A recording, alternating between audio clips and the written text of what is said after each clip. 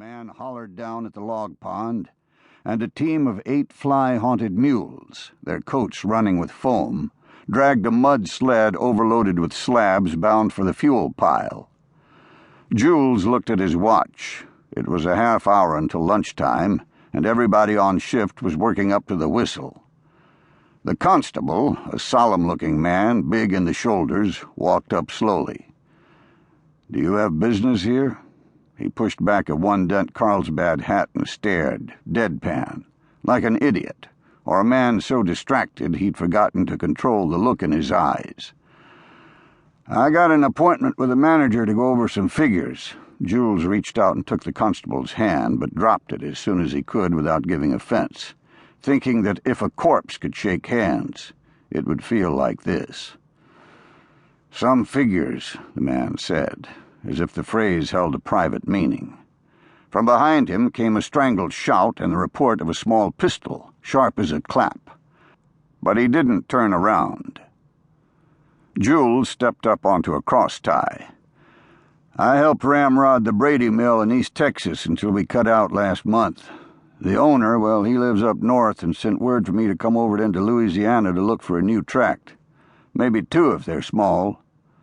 In the distance, 3 men fell fighting out the doorway of what Jules guessed was the company saloon. "This is my 8th mill in as many days." "I was from up north," the constable said, turning to give a brief look at the commotion and then swinging back. Jules noted how he stood, hands in pockets and thumbs flicking like a horse's ears. "The hell, you say?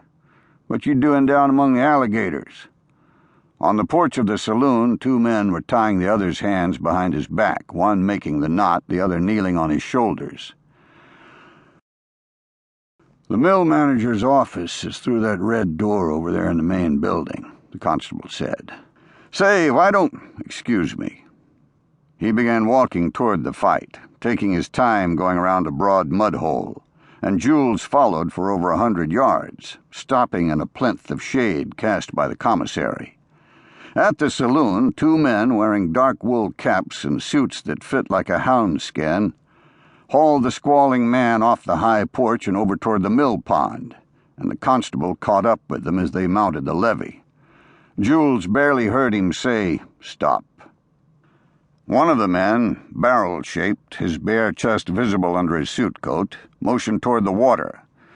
"We gonna give the son of a bitch a swimming lesson," he called. "He owe the house $50 he don't got." The bound man, a big Sawyer in overalls, bent his knees and sat on the ground. "Mr. Byron, these Italians is trying to drown my ass." "Oh, no," the fat man said. "We just gonna watch him blow bubbles, then we gonna fish him out. That right, Angelo?" His partner was slim, with a face full of splayed teeth. His response was to tighten his grip on the Sawyer's denim collar. "Cut him loose." "I don't think so," the fat one told him, and in a single motion the constable reached under his vest, pulled out a big Colt pistol, and swung it like a hatchet down onto the man's head, putting his shoulder and back into it. Jules stepped closer to the commissary wall, even at this distance seeing the brassy jet pulsing through the dark pants as the man fell sideways and rolled like an oil drum down the levee. The skinny fellow stepped away from the Sawyer, showing his empty palms. Above Jules on the commissary porch, a clerk began sweeping boot clods to the ground. He glanced over toward the pond. "Well," he said as though he'd spotted a small, unexpected rain cloud. "A little trouble." The broom did not break its rhythm. "He ought to know better than to hammer them Dagos," he said, turning and working the front edge of the gallery. Jules put a hand to his chin and watched the Sawyer stand up and offer his bindings to the constable's knife. He was thinking of letters he had exchanged over the years with a man he'd never seen, the absentee owner of his now-defunct Texas mill. "What's that lawman's last name?" "Who wants to know?" "The man who decides whether this mill gets bought." The broom ceased its whispery talk. "You the evaluation man they said was coming? Well, you can look around and see the timber, but these fellas running things can't sell it.